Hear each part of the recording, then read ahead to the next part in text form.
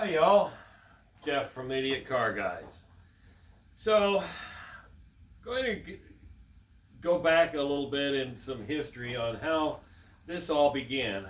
First of all, I'm standing here next to my latest purchase, the 1989 560 SEL.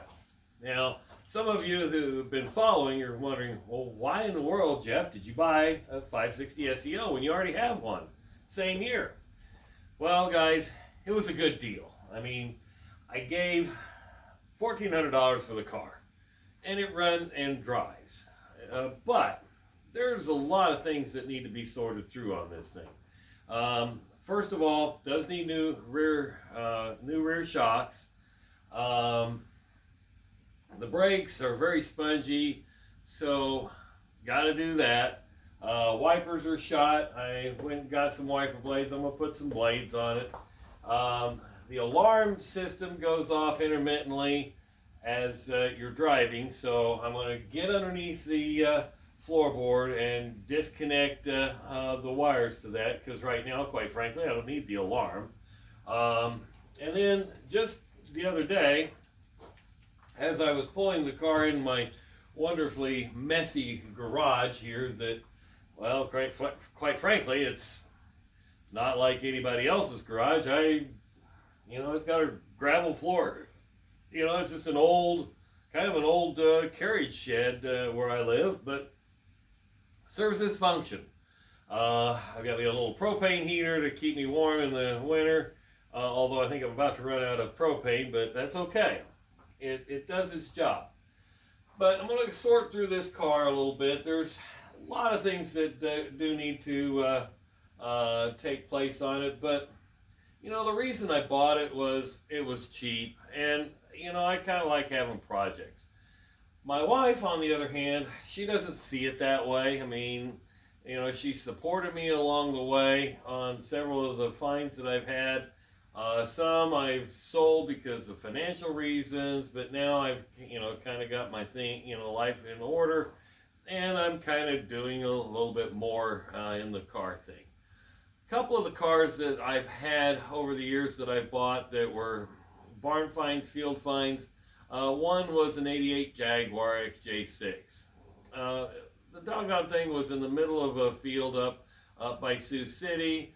Trailered it home, parked it in the carport, swapped out, drained the fuel tank, cleaned it out, flushed it, replaced the fuel pump. That car run and drove great. Seemingly was in financial trouble that year due to medical issues and things like that. Ended up selling it at an auction. Didn't get what I wanted, but it happens. But there are a lot of cars that I've owned along the way that I wish I would have held on to. But as my love for the Mercedes automobile, this body, the W126 chassis, is my favorite. I currently own 3. I own the 85 300 SD. I own the other 89 560 SEL, and I just purchased this one. Meanwhile, at the same time, I still own my white 94 95 W140 S500, the most recent project, the 300E, the 91 300E that I just got done with, and then not to mention I still have the R350. So right now I still have a lot of Mercedes automobiles, in addition to my daily driver in my pickup, which it doesn't get driven because I have a work truck that I drive. So I've got a lot of cars. I pay a lot of insurance. Yes, there's some stupidity, or I'm being an idiot. So meanwhile, that's my love of the Mercedes automobile.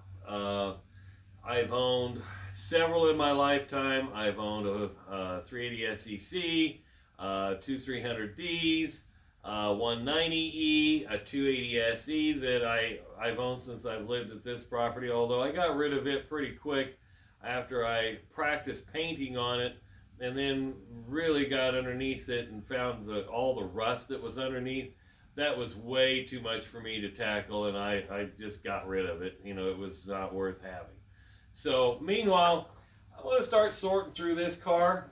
Like I said, there's a lot of things that do need to take place with it, but as I've kind of gone through it, you know, overall, tires are good. The body is starting to take some shape. I've gotten a lot of the, you know, tree sap off of it.